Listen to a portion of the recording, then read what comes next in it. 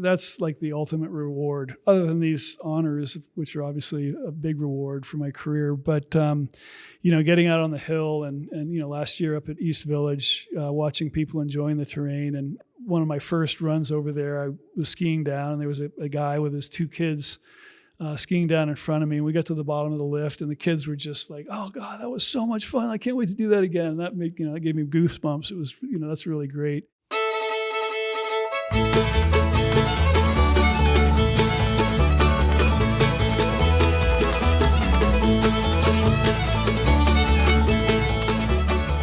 Hello, skiers and riders, and welcome to Last Chair, the Ski Utah podcast. I'm your host, Tom Kelly, and a big shout out to our good friends Pixie and the Party Grass Boys. Great to have them back for yet one more season here on Last Chair. Today we're back in the new Ski Utah studio in the Whiskey Library at the High West Distillery in Wanship, just outside of Park City. High West is Utah's first legal distillery since 1870. High West is passionate about crafting delicious and distinctive whiskeys and helping people appreciate whiskey. High West, the spirit of the American West. In our opening episode of Last Chair a few weeks ago, we explored the new Deer Valley East Village. And today, we have the man behind the design, Chris Cushing. And not only did Chris help design East Village, but as a leader of the SE Group in Salt Lake City, he's left his mark on more than 200 resorts on 5 continents around the world in his 40 years in the business. Now let's head to the High West studio to meet one of our sport's most influential resort designers, Chris Cushing, on Last Chair. Welcome back to the High West Whiskey Library. We're with Chris Cushing, my good friend and ski resort designer, here on Last Chair. And Chris, great to have you here at the High West Library. There's a lot of bottles over there. Yeah, if we were going to go through all those, we'd be in some trouble. Yeah, I think we would be in some big trouble. This is actually, I was talking to them earlier today.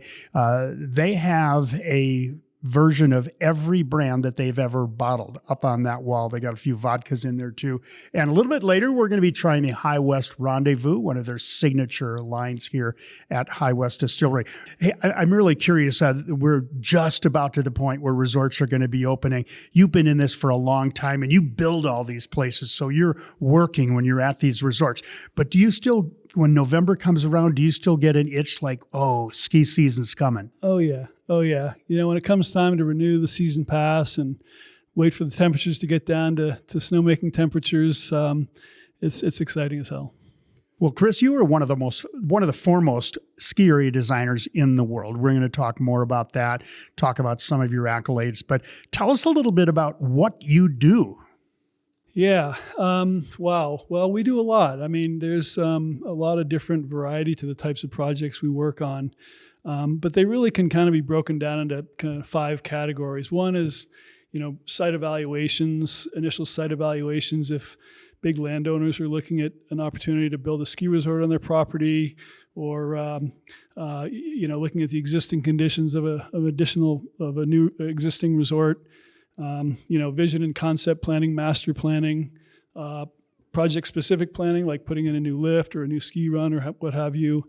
And then design and implementation, which is what's happening at Deer Valley East Village right now with the implementation of that project. So when you were a kid, I know your father, Joe, was in the industry, but when you were a kid, did you sit in school and kind of map out trail designs and lifts? I think I did that with golf courses when I was a kid, but did you do that with kind of imaginary ski areas? Absolutely. Drawing race courses and ski trails. And, when I was very young, the office for snow engineering, the former SE Group, was right across the river from where I grew up. And I used to go over to their offices and look at maps and color ski trails. And actually had an opportunity later on to go on some field trips with my dad, laying out ski runs and so forth. So it was kind of inbred there. There are not a ton of companies that do this worldwide. And the SE Group, formerly Snow Engineering, is one of the foremost. Talk a little bit about the evolution of your company, SE Group, and you run the office here in Salt Lake City. Right. Well, the company started in 1958, and actually it started with, I think there were 3 engineers that started the company to do engineering for ski resorts. and their business wasn't all that robust. And they brought on a guy named Sal Hanna to bring ski design, the trail design, into the company. Ultimately, Sal bought them out and moved the company up to New Hampshire, which is where my dad became involved. And we were in New Hampshire for many years, and then moved over to Burlington, Vermont. We've had offices in the West since the early 70s, first solely in Colorado, and then we opened an office in Utah, kind of bounced back and forth between Colorado and Utah. Now we have the offices in Burlington, Vermont, in Colorado, and here in Salt Lake City. How many companies like SE Group would you say there are in the world? Well, maybe a half a dozen. So maybe? not many. No. Not many. No. Worldwide, no. No. So if I'm looking to build a new ski area, I'm coming to you, right? Most likely. Okay. Let's talk a little bit about what you've accomplished by the numbers. And this was just staggering to me as we've talked in the past. But in your 40 years of working in this industry, how many ski areas around the world do you think that you've touched? It's so hard to figure that out. It's at least 200 resorts, probably a lot more than that, but certainly more than 200. Wow. Yeah. How many countries? Well, I don't know if I could tell you the number of countries. It's How about continents? 5 continents. We've been in, obviously North America, South America, Asia, Europe, and Australia. And I don't know how many countries, but we've really, some of the countries we have done work in are very interesting. We did some projects in Kosovo, Azerbaijan. We built a ski area. The president of Azerbaijan lived in the foothills of the Caucasus Mountains and wanted to build a ski resort. And he said, "Hey, I want to build a ski resort here." And we went out there. We said, this isn't a good site to build a ski area. He said, "Look, I'm going to build a ski area here. You can help me or not, but it's going to happen." So, and were you on that gig? Yes, yeah. And they built it, and it's operating today. Azerbaijan, imagine that. How does it ski? Oh, I'm sure it skis great. It skis great, exactly. No one gets in a business or an activity to win awards or to get honors.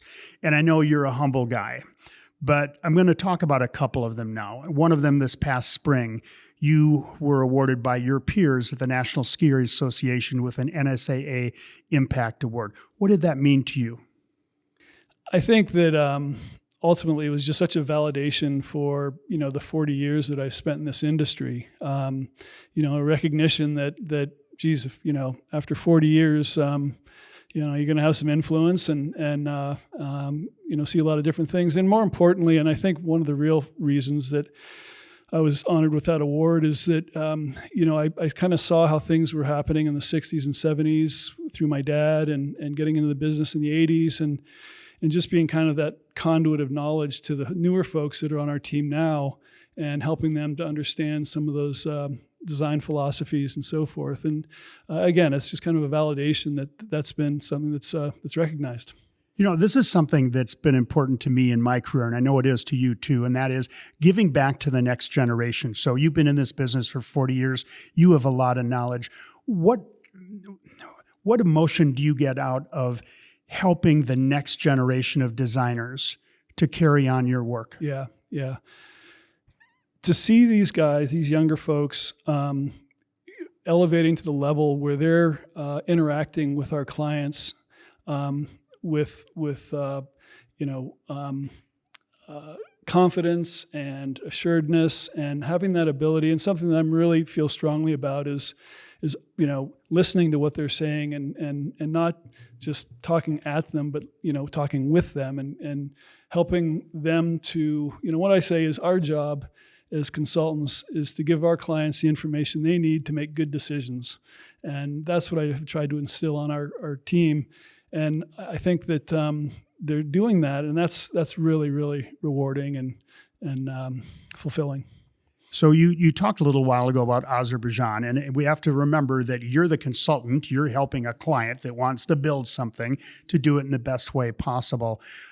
How over time have you established the relationship of trust and confidence in those clients so that when they come to SE Group and they talk to you, Chris, that they really trust what you're going to do for them on their property?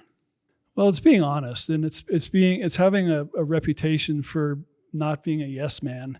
On the other hand, it also involves, again, talking with them and understanding and trying to help them realize their vision.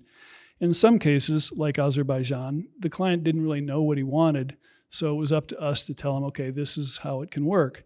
But yeah, I just, I've felt it's really important to interact with the client and help them to make their vision become reality. So the award you got from NSAA honored you within your peer group with your other resort designers and the ski areas that you've worked with. This April at Snowbird, you will be inducted into the U.S. Ski and Snowboard Hall of Fame. And that puts you up there with great athletes, with great visionaries. And you were at the party in September where it was announced that you were going to be inducted. Your father, Joe, is in the Hall of Fame. And if I'm not mistaken, I think the only other father-son combo in the Hall of Fame is Al Fengen and his son, Alan. So you're in some great company. What did that mean to you?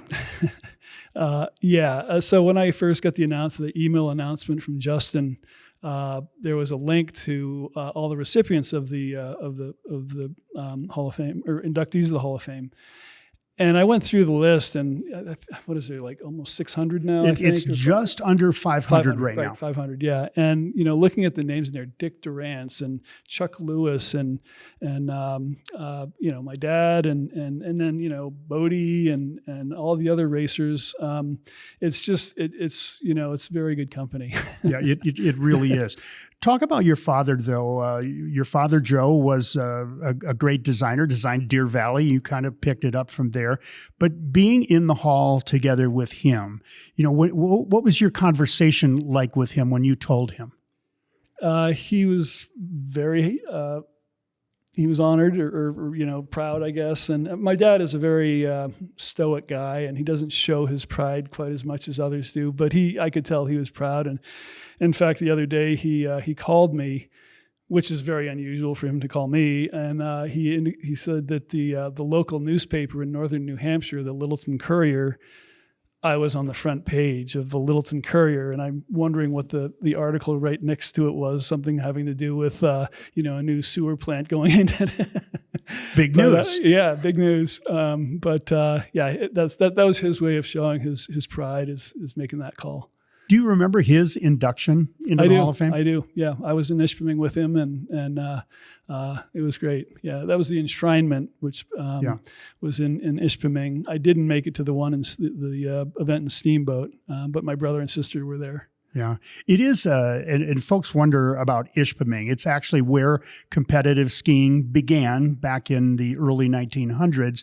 It's just a little bit west of Marquette, Michigan. But when you go back there and you go through the Hall of Fame, you really get a special sense. So you're in a really unique place. Yeah, it really is great. The exhibits.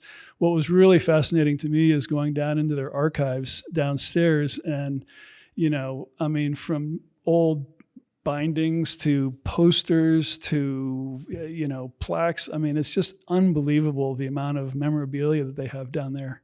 Yeah, it really is. I just love going down in that basement. Go back to your early childhood. Dad's out doing resorts all over the place. And do you remember that first time that he invited you along to walk trails with him? Yeah, I do. I was probably 12 years old, maybe 14.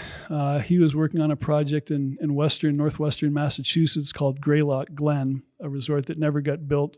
It was on some very sensitive lands. But anyway, he asked if I wanted to come along and help him flag trails, and I was like, absolutely. And that was kind of that's when the switch flipped, and I was like, man, I want to do this. And when I eventually went off to college, I said, hey, Dad, what should I study in college to get into this business? And he said, well, I think you should probably get a degree in civil engineering. So that's what I did. And a year after I graduated, an opening came up for, actually our company did snowmaking engineering at the time, and there was an opening in that area. So I started there, and then after a couple of years, moved into the mountain planning, which is what I really wanted to do, what my dad did. Did your civil engineering degree, did that partner up pretty well with what you ultimately did? Yeah, very well, very well. And oftentimes, college degrees, in a lot of cases, people, like, you get a degree in civil engineering, you become a civil engineer. But really what the benefit or the value I got from that civil engineering degree, I'm not a professional engineer, but it helped me solve problems and figure out ways to solve problems and approach things. And so an engineering degree was very helpful. And most of the people we're hiring currently have engineering degrees, civil or mechanical engineering degrees. I want to take a little sidetrack here, but so your first start was actually working with snowmaking systems. Correct. And that was back in the 80s, right? Yep. So what was it like in the 80s with snowmaking systems compared to maybe where we are today? Oh, it was like sophisticated plumbing systems. It was pretty archaic, effective, but archaic. And we did it. One of the first projects I worked on was up in Newfoundland, area called Marble Mountain. And we designed the system, it got installed, and it came time to start it up. And the guy I was working with, he asked me to go up and help them get it started up. And I got up there, and it was a big media event, TV cameras, the mayor was there. And we got it all fired up and got the gun set up and turned on the valves. And what came out of that gun was brown goo. Rust and dirt had gotten into the pipes. And this was all on TV, and everyone was sort of taken aback. And eventually it cleared up, but sort of an indication of the rudimentary nature of snowmaking back in that time. Yeah, that's for sure. We're going to talk more later in the podcast on the science of it. I want to bring it back home to Utah. I know you've worked on 5 continents all over the world, but what are some of the more interesting projects you've worked on here in Utah? And we'll save Deer Valley for later, but what else have you worked on here in Utah that we might know? Yeah. Well, I think one of the early things that I worked on here was for the Olympics, the 2002 Olympics. I was specifically involved in designing CB's Run, which was the site for the GS back then. We were also involved with the installation at Deer Valley. At Snowbird, when Snowbird built the tunnel, we helped them out with that, designing the tunnel, and since then all along we've been helping them with new lift, the Peruvian lift replacement, Little Cloud, GAD2. We're currently working with them on the Chickadee replacement, which is a big deal. We've worked at Alta. Not a lot, but we helped them out a little bit with their master planning services. At Canyons, we've been helping them out with the beginner area up at Red Pine Lodge, and we've also been helping them with the Sunrise Gondola installation, which we'll fire up this year. Beaver Mountain, I helped out with the placement and kind of interface of their new day lodge with the ski runs, which was a really fun project. They're such a great mountain and such a great family, the Seal Horse. But currently we're helping Park City with their Winter Olympics planning, looking at the sites for the freestyle events. Wasatch Peaks, when Bob Wheaton transitioned from Deer Valley over to Wasatch Peaks, he asked me to come over and kind of put the master plan together, the ski master plan. And then, our companies we're working at, I think, 13 of the 15 resorts here in Utah presently. So we've really made our entry. I want to touch base on a couple of those that you mentioned. And first, let's talk about Park City. I'm a frequent canyon skier, and I am loving watching the Sunrise Gondola get ready to go. It's all gleaming. The cars are on there right now. That's going to really help things in that Canyons Village base. Yeah, it's really going to help a lot, and it's going to help energize that side of the village. But that was a really fascinating project in itself. A lot of the buildings there were there, and with lifts, there's an airspace corridor that is required for fire purposes. It's basically 35 feet off of the cable. So there's a total of like 90 feet of clearance that you need to avoid buildings. We had 91 feet between the Hyatt and the lift, I think it was, or Vintage. So we were really kind of strung in, and we had options where the top could go, but we had to pivot on that little 91-foot corridor through those buildings. So maybe you could help us. I think a lot of people wonder why a gondola that's kind of in the same location as the other gondola. There is a reason for that, though, and maybe you could help us to understand how those traffic flows work and how the Sunrise gondola will really help things over at Canyon's base. Yeah, the thing that's going to be really helpful with the Sunrise gondola is movement towards Tombstone and to I guess that would be the east or southeast, chicane and that area. From the existing Red Pine gondola, you have to kind of skate around the corner to get to that side. The Sunshine gondola will drop you off just on that side of the lodge, so you'll be able to scoot right over to chicane and get around to Tombstone. We're also looking at some beginner routes that can kind of expand the areas where beginner skiers can get, and that would originate from the Sunshine gondola. And then just general traffic flow. I mean, with the number of skiers that are visiting or entering the resort through canyons, initially until now, there were only 2 lifts out of the base area. And as anyone who skied there knows, they got so backed up and long lift wait times and so forth. So this lift is going to completely ameliorate those issues and get people to where they want to go more quickly. Let's go up to Beaver Mountain, and we had Nathan Rafferty on along with Danny Richardson an episode ago to talk about the 50-year anniversary of Ski Utah. And we talked a lot about Beaver Mountain, quintessential family area, small place, and just a great feeling. You go up there, and that's all about skiing, right? Right. Totally. Absolutely. And, a lot of history there. And obviously the family is still well involved. Margie and I'm blanking. Travis. I was going to say, yeah. They have a legacy that they're carrying forward. And this was a big change for them, a big chunk. But it was so necessary. And I think that, the team that was involved there, the architecture and our input, and as well as Travis and his team came up with a really great solution that's going to improve the guest experience in the morning, help people distribute out on the mountain at the beginning of the day. And it's really going to help out a lot. It was, Margie's cabin where the ticket sales are is a real relic. Yeah, that was a big part. Got to protect that, though. Got to protect that. I tell this story a lot, but I did a podcast with Travis a few years ago, and afterwards we went out and skied. And it was a weekday. There weren't a lot of people there, but he knew the names of everyone on the mountain. He's getting off a lift. He's waiting. Hi, Bob. Hi, Janet. Knew everybody. And it was just so much fun. I think the story that I tell, whether it's true or not, is that we skied for 2.5 hours and we only took 3 lift rides. We were just so enthralled with talking with everybody there. The socialization aspect. It's so refreshing to see that still exists out there. They're much more few and far between, but those gems like Beaver, where that's the case, you're out there having a fun time, talking with people. It's a social event, and skiing is a social event, and that just embodies it at Beaver. Beautiful. Chris Cushing, we're going to take a short show break, and we'll be right back. We'll talk a little bit more about your design work, and we're going to really dive in a little bit to Deer Valley East Village and all the work you did there. We'll be right back here at the High West Whiskey Library on Last Chair. What does it take to really understand a ski resort? Well, you've got to ski it.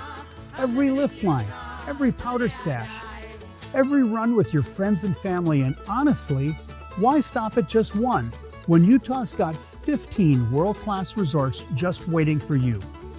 That's where the Ski Utah Passport comes in. If you've got a 4th, 5th, or 6th grader, this pass is the golden ticket. For one low price of just $69, kids get 3 days at each of Utah's 15 resorts. That's 45 days of skiing and riding, an entire winter of exploration and adventure. It's how Utah kids grow up. Not just near the mountains, but in them. And parents, don't feel left out. You can come along too. That's what the Yeti Pass is for. Think of it as the perfect sidekick to the Passport. One lift ticket at each of Utah's 15 resorts, and you can chase your kid around the slopes or just use it as an excuse to tick off every resort on your Ski Utah bucket list. But here's the catch. The Yeti Pass always sells out. The Passport doesn't. So grab the Yeti Pass while you can, and then set your kids up with the Passport for the best winter yet. Check it all out at skiutah.com/passport to register, and add a Yeti Pass while you're there. Welcome back to the High West Whiskey Library. Look at that collection on the wall. Isn't it amazing? It's making me drool. I know. Chris Cushing is my guest today on Last Chair. And Chris, we've talked about a lot of things, but I want to focus in now on Deer Valley. First of all, very special significance because your father did most of the original design, right? Walk us through that. Yeah. So back in 1978, Edgar Stern contacted Snow Engineering, and my dad went out to take a look at Deer Valley. Edgar owned Park City at the time and was interested in looking at Deer Valley. And he and my dad spent a lot of time together looking at the mountain, flying over it, and checking it out. And he and Edgar formed a very strong friendship and relationship. And Edgar had him design the entire ski mountain. And he was involved. The original master plan he did back in the early 80s went through lift Z, and the only lift from that master plan that hasn't been built yet is lift X, which is where the X trees are, and that's why they're called the X trees, is because that terrain was originally designed or planned to have a lift, which was lift X. Okay, this is some really insightful information. Now, there's nobody listening right now. When will that lift get built? Well, if it weren't for the East Village expansion, I would say fairly soon. Visitation at Deer Valley has been really picking up recently, and they were looking for other opportunities to add some more terrain. And again, that was all that was left from the original master plan. So we were starting to talk about doing Lift X. Along comes Extel and Mayflower, East Village, and there's a lot more terrain available over there than with the X lift. So that's kind of where the focus has been, obviously, since then. We'll get back to East Village, but I want to know, where is Lift Z? Lift Z, I believe, is Lady Morgan. It's either Lady Morgan or Empire Canyon. Or Empire, okay. Yeah. And that was an amazing addition to the resort some years ago. Had you been involved? Were you involved in that part of it? Yep. My first involvement, it was in the mid 90s, and when they were embarking on the Empire Canyon area, I helped with the runs that connect the top of Flagstaff Mountain down to what's now the Empire Lodge. Helped them out with the siting of the lodge, where it ultimately ended up. And then, the installation of the Empire lift and more recently, Lady Morgan, I was involved with all of that. That's, my dad retired in 95, and that's when all that went down. So it was kind of the passing of the reins, if you will, where he just couldn't get out on the mountains and walk around like he could before. And so he, had gave me the honor of kind of taking over. So were you one of the first to dip your tips down into the daily chutes? I don't think so. Yeah, no, I think that, whether it was Chuck English or some of the earlier ops guys over there, I think they were, because we didn't, when we were looking at the Empire Canyon lift, we were looking more towards the traditional Deer Valley experience of groomed runs and cleared runs and so forth. We knew that the daily chutes were there, but it wasn't a real focus of the planning and more of a kind of and that's the way it works with ski planning. The hardest terrain to plan for is beginner, followed by intermediate. And then the expert stuff is just, it's just kind of a cakewalk. They they tend to find it, Yeah, right? yeah, exactly. Tend to find That's it. right. This is interesting when you think back now, and I think that area has been open for 20 years or something like that. As you look back to kind of the original vision that they had and that you as the designer put into that area in Empire Canyon, and now how it's used today, has it evolved a little bit, do you think, from the original thinking? Yeah, and it really has. And the whole master plan that my dad did, there's some tweaks. I mean, something I frequently say is, the ski area operators know their mountains better than we do. And so we really value their input and their thoughts on things. And so through the whole, not only for Deer Valley, but all the projects we work on, there's a level of compromise or adjustment. And in Empire Canyon, there was, the original concept was to have two lifts there. One lift that went about halfway up and then another that went from there to the top. That was, when that plan was done, it was only fixed grip lifts. So it would have been a really long lift ride to do top to bottom or bottom to top. But at the time they were ready to make the improvement, obviously there were detachable lifts, and it, 4.5, 5 minute lift ride is very, very doable. So it transitioned from a 2-lift scenario to the single lift. Let's shift back over to East Village, which opened last year. It will open even more this year. But if you go back to the master plan that your father, Joe, worked on, I don't think that was ever really considered, was it? Well, there was a base area contemplated down there, and, like a couple of lifts, I think maybe 2 lifts that connected with the current Sultan lift. And there was some ski runs that went back down there, but it was really a real estate play only. It wasn't, contemplating, certainly not what is being built today. It was a much more modest. And the problem, or the challenge, the reason for that is that the ownership of the land on that side of the mountain was varied. There was about 4 or 5 different landowners, and they all, getting them to cooperate was challenging. When Deer Valley and Extel initially came to you, Extel being the development company, did they have a grand vision? How much did you massage that to put it into what it will be today? Yeah, they had a vision, and they had, some land acquisition goals that they were working with. When we first started working on the East Village area, it was actually pre-Extel. And we were looking at only essentially the terrain that you can currently see from the highway, from Highway 40, which is just the front side of the mountain, and it kind of connects in with the Sultan and Mayflower lift areas. When Extel came to us, they indicated that they had a much bigger vision and were in the process of acquiring a lot more land. And that's when we saw the additional terrain that will be opening this year, a portion of which will be opening this year. And so we kind of went from there. And even that plan has evolved to a certain degree as we've gotten into implementation. Put it into perspective as to how big a development is this compared to other big resort developments in the past 30 years in America. This is as big as when Deer Valley first opened. It's as big as Beaver Creek when they first opened. And those are the two, most recent resorts here in the U.S., Tamarack. But it was absolutely building an entire new ski resort, new village, the workforce housing elements they've doing. I've really got to say Extel is really shown their capability and their knowledge and their, in how they've pulled this thing together. I mean, it's just an astronomical project in terms of the utilities, building a substation on the site and getting the water rights and putting in all the infrastructure for the village. And it's just staggering. I was up there a couple of weekends ago.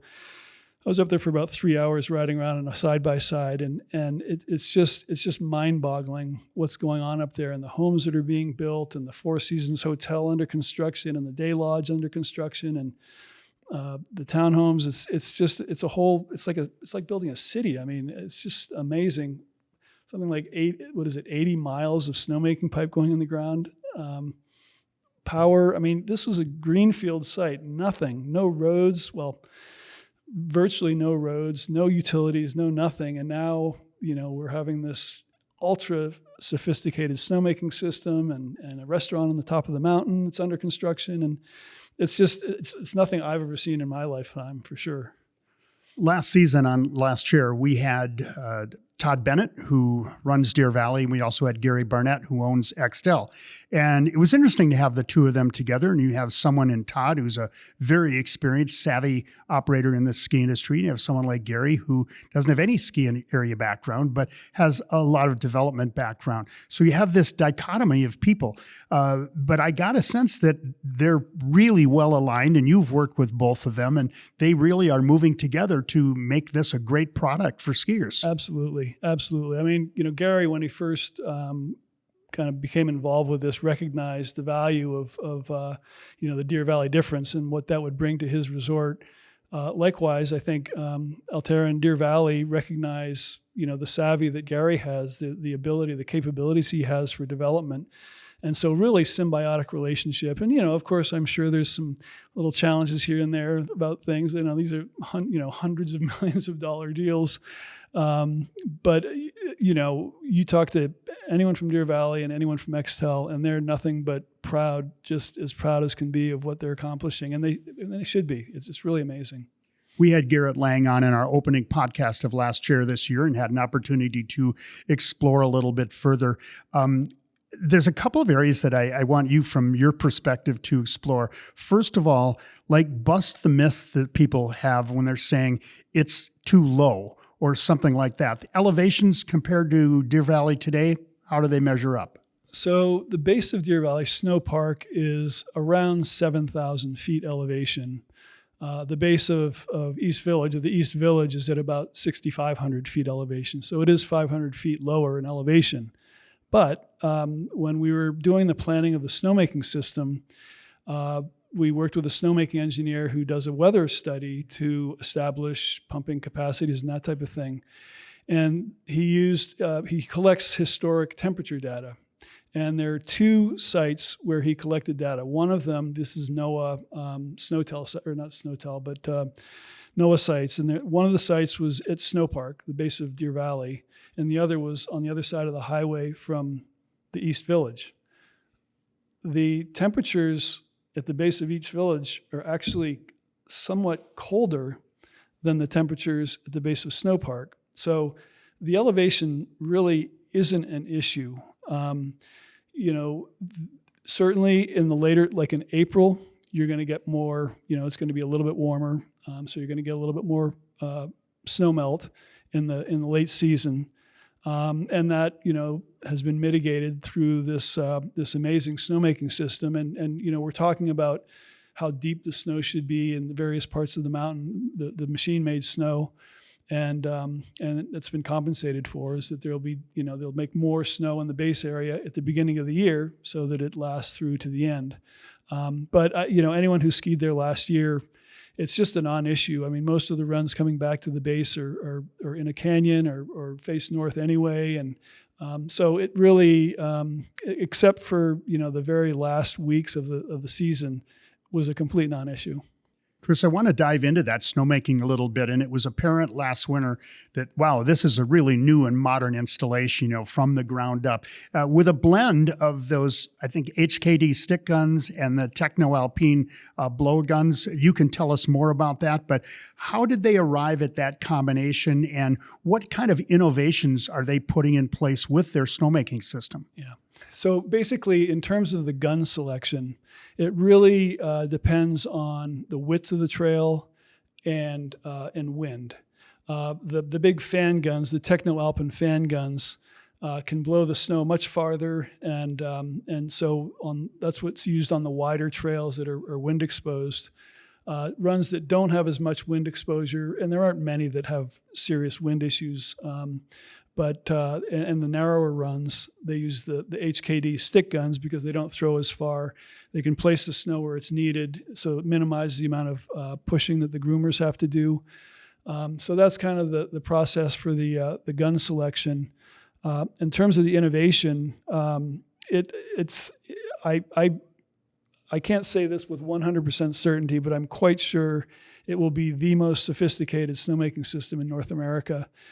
Fully automate, well, 99% automated. The water system, there's a robust water capacity from the Jordanelle Reservoir. Despite that, there's a reservoir being built at the top of the mountain so that some of the snowmaking can be done with gravity. So you don't need any pumps at all. You just run the water down the pipe and make snow.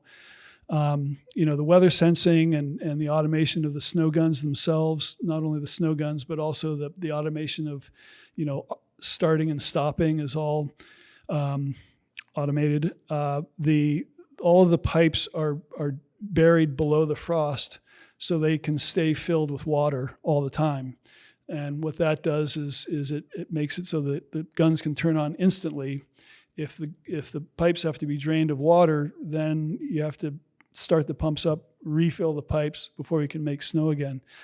So those are just a couple of examples of some of the things that they've done to really make this system. And it's designed to cover all of the terrain, I believe, by December 15th. So all of the, 500 acres of new terrain, new built, developed terrain that has snowmaking coverage can be covered. And don't hold me to that 500 acres. I'm getting my numbers. Anyway, will all be open by the 15th of December.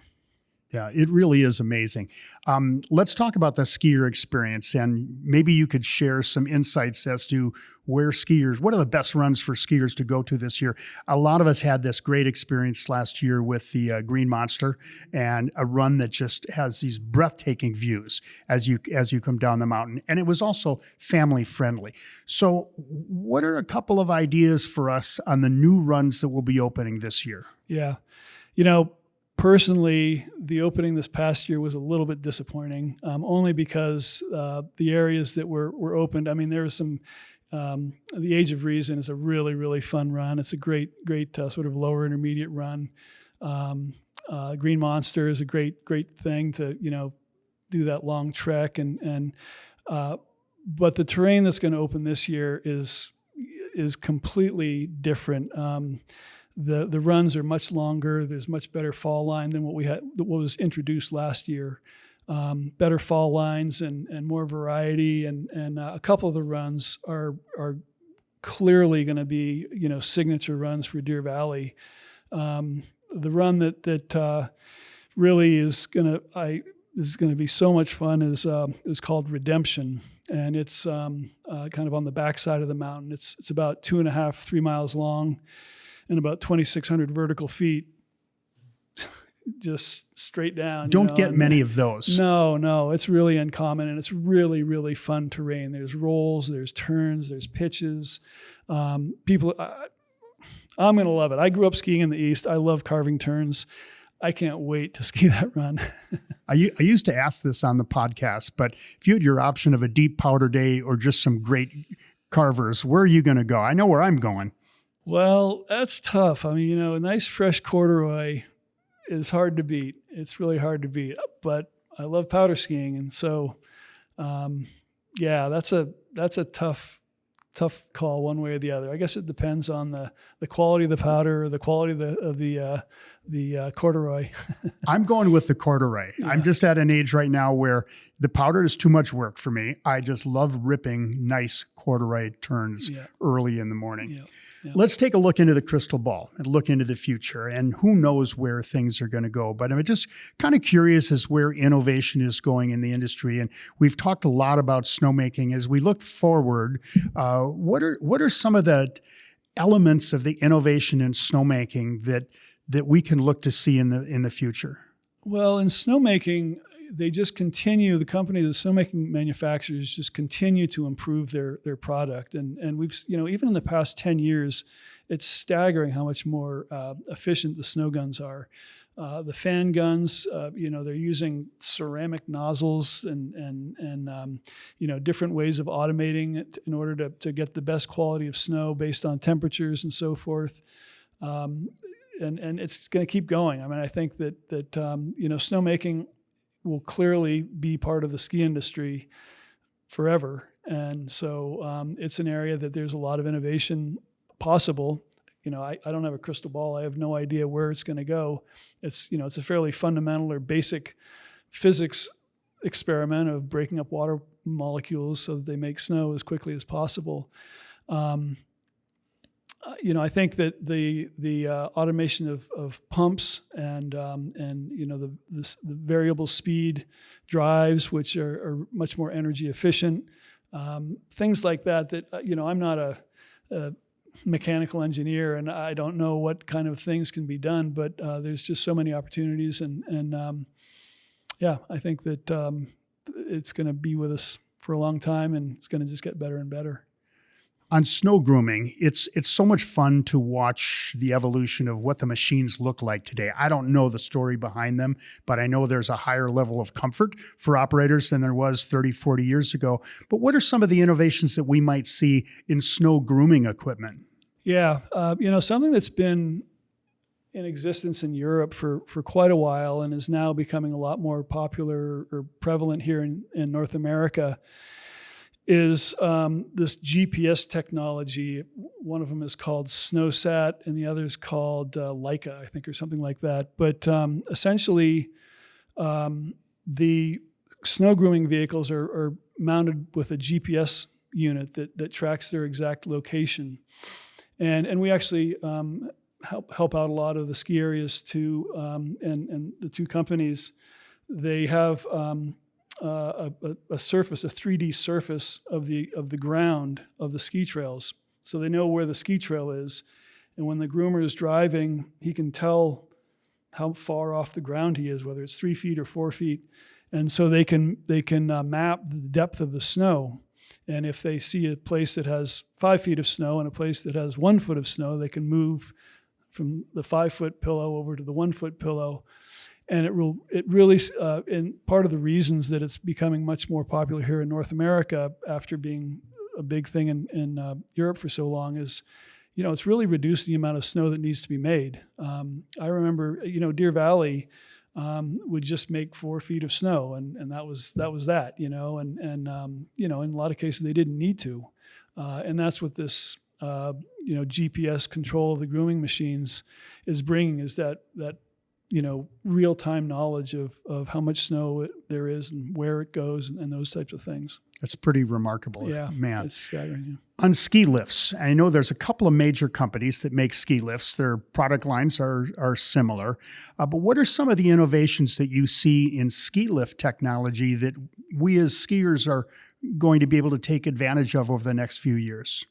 Yeah, I mean, the innovations in ski lifts recently has been more towards rider comfort, adding bubbles or covers over the chairs, heated seats, much more luxurious seats.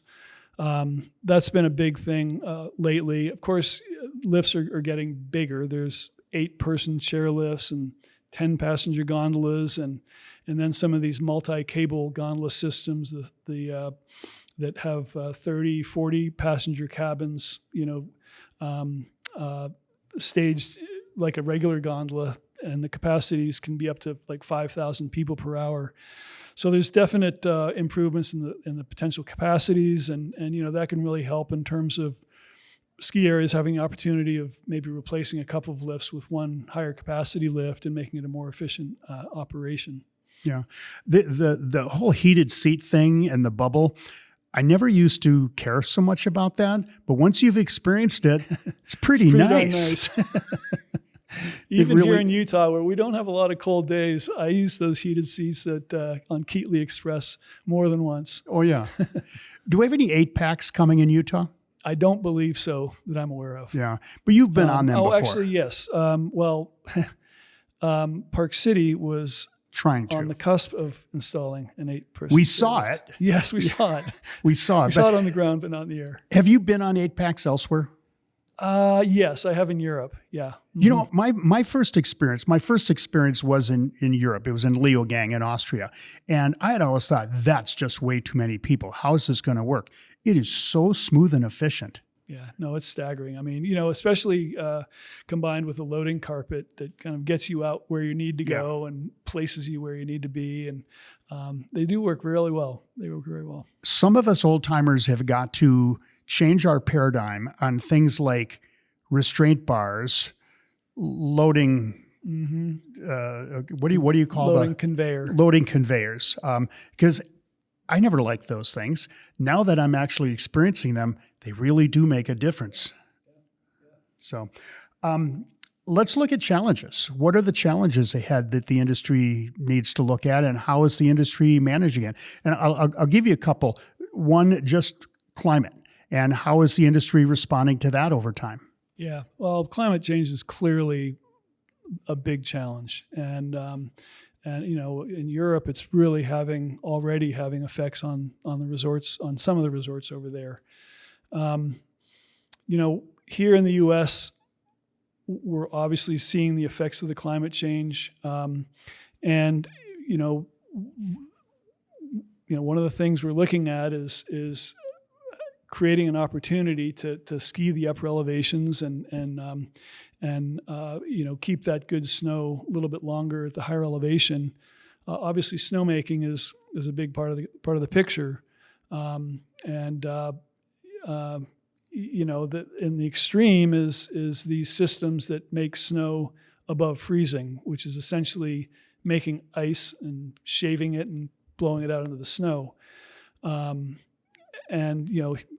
extremely energy consumptive, I don't, who knows where it's going to go. I mean, the thing is, though, mountain resorts will always be around, and if the lower portions of mountains can't support skiing, there will be ways of serving the upper mountain, and there will be other uses for the lower mountain. They're not going to go away, and we just have to be adaptive and respond to things as it comes, as we have been. Already we're doing things of addressing that, and we'll just continue doing so. The other area I'd like to hear your thoughts on is crowd management. More people love skiing. More people are going skiing. And I would imagine that your clients are coming to you and looking for solutions, which you're probably finding in different traffic mechanisms, lifts, and so forth. But where do you see that going in the near term? The big challenge there, and it's funny when you said, some of the challenges moving forward, the two that came to my mind are the two that you mentioned. So it's clearly it's as Bob Wheaton used to say, great minds think alike. Too bad one of them is not mine. Exactly.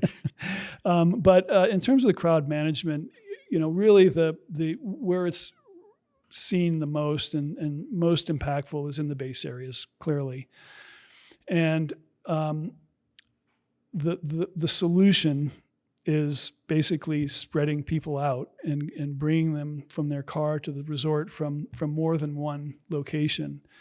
And, some resorts don't have that luxury. Steamboat basically has one base area. So all the people have to go through that one base area. Some resorts have, Park City has been able to disperse their users from getting to the resort with the inclusion of the Canyons Village, and the Sunrise Gondola is obviously going to help that out. There's talk of other gondolas within Park City that would encourage people to use some of the existing overflow parking lots and be able to ride a gondola to the ski areas rather than a bus or shuttle. And that's what, that throughout the country, those are the things that, again, it's most felt in the base areas. Because you think about it, lifts carry so many people up the mountain per hour. So you're not going to put more people on the hill. If more people show up at the resort, you're not going to put them up on the hill because the lifts are already, you can't deliver more people than lifts can deliver. So where are they going to go? The base area, lift lines. And the morning rush is challenging. And so again, it's just a matter of spreading those people out, providing convenient conveyance from, more remote areas, so that people are comfortable doing that. And Americans don't like riding on buses and shuttles, but they like riding in gondolas. And so, any way that we can incorporate that type of transport and make those more remote parking areas more acceptable, I think is going to help address the situation. In my years in going to Europe with the U.S. ski team, I had the opportunity to see how mountain transportation tools that we're talking about are really community transportation tools as well. That mentality has not really come over to America, but I'm now starting to see it a little bit here, particularly in Utah, with communities talking about how can we use gondolas and other conveyances to get from parking to the resort.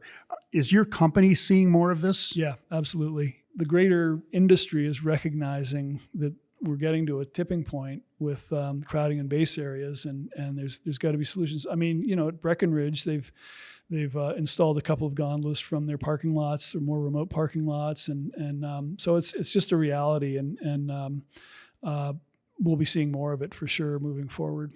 Cool. Final question before we get to our little fresh tracks section and have a little fun. You've spent 40 years in this industry. It's been your life. It's been your passion. When you look back on it, what has it meant to you? What do you feel inside about the role that you've played in helping all of us have fun on the mountain? Yeah, well, that's like the ultimate reward, other than these honors, which are obviously a big reward for my career. But getting out on the hill and last year up at East Village, watching people enjoying the terrain, and I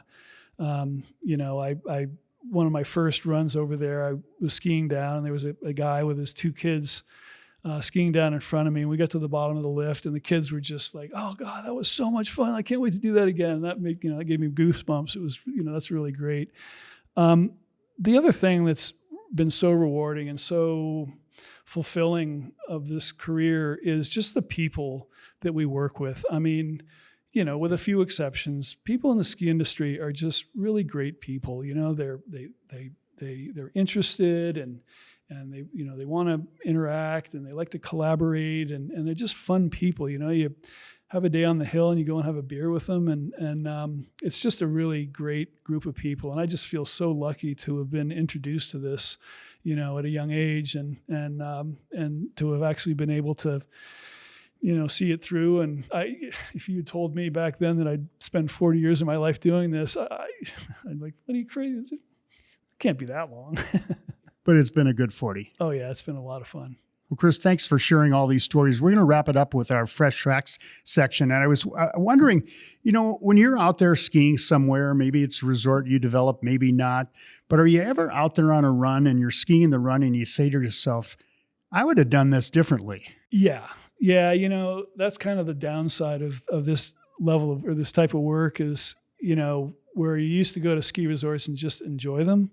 Now I'm very critical, particularly of resorts that I've worked on, and even just looking at things from an analytical perspective instead of just having fun.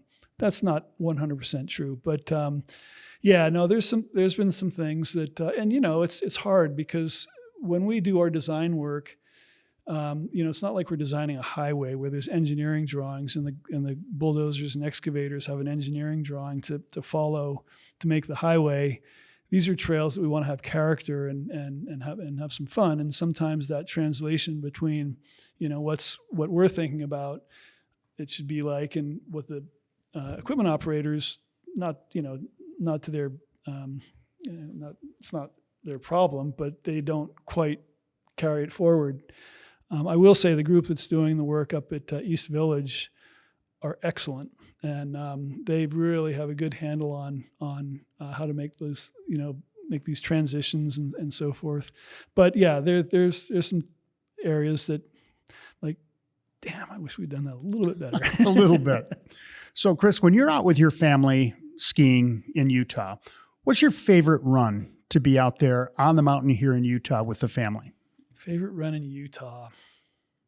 Well, if you ask my wife that, she would say Magnet off of Lady Morgan in Deer Valley. Oh, this is good, though. Yeah. And I don't disagree. My favorite run, wow, tough call. There's some really great runs over at Snow Basin, but I don't know their names. I know, isn't this the truth of those of us that work in the industry? We don't learn the names. I know. It's funny. Stein's Way, Stein's at Deer Valley is a clear favorite. It's so much fun. And Again, I'm an Eastern skier, so I really enjoy the runs at Deer Valley, and for obvious other reasons, Dad. But yeah, I really enjoy Deer Valley. Snowbird and Alta have some amazing terrain. The Regulator Johnson is a hoot. Sorry, I can't That's pick okay. out just Lots one. of options. Lots of options. Top 5, we'll put it there. How about a favorite spot to stop on the mountain for a coffee or a tea, or just a little break from skiing? Well, Cushing's Cabin is near and dear to my heart, so we always stop there. Skiing with the ladies, having a restroom so convenient is very handy, and having the hot chocolate or coffee or a beer, it's pretty intimate atmosphere in there, and we love going in and sitting by the fire and having some fun. Cool. 2 more. First one, as you look back on your career, what's one of the biggest on-mountain challenges that you've faced? We talked about Azerbaijan. Do you have another one? I think here in North America, one of the real challenge we had was over at Steamboat. We were doing the area that's called Pony Express, which is an expansion they did 15 years ago or so. And it's this beautiful bowl, really nice glade areas. But at the bottom where the bowl kind of empties out was a big wetland and a bunch of rocks and boulders and things. And all the skiers had to funnel through that one area. And it was a real challenge. But the terrain is just so great. And we're like, okay, well, we can't not do this lift because of this crux area. So we, it was challenging. And to this day, that's one of those places where I skied and it's like, geez, I wish we could have done a little bit better on this. But you have to be respectful of the resources and so forth. And so that was a challenge. We got through it, but it was a challenge. Last one. Sum up what skiing means to you in just one word. Exhilaration. Exhilaration. I love that one.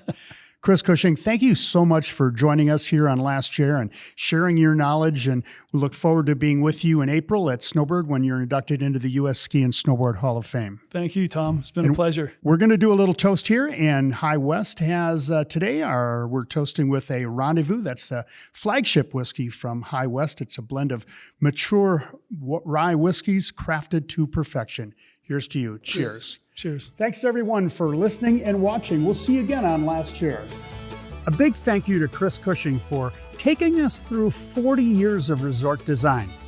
Chris is humble and understated, but he has had a huge impact on our industry, especially here in Utah. We hope you enjoyed our opening episodes. Last Chair opened the season high atop Bald Mountain at Deer Valley as we explored the remarkable new resort at Deer Valley's East Village. And then we explored the 50 years of Ski Utah with Danny Richardson and Nathan Rafferty. You can find Last Chair on any major podcast platform. And if you like the podcast, share it with a friend and leave us a review. And make sure to subscribe to get every episode delivered directly to you. And remember, now is the time to grab your Yeti Pass before they're all gone.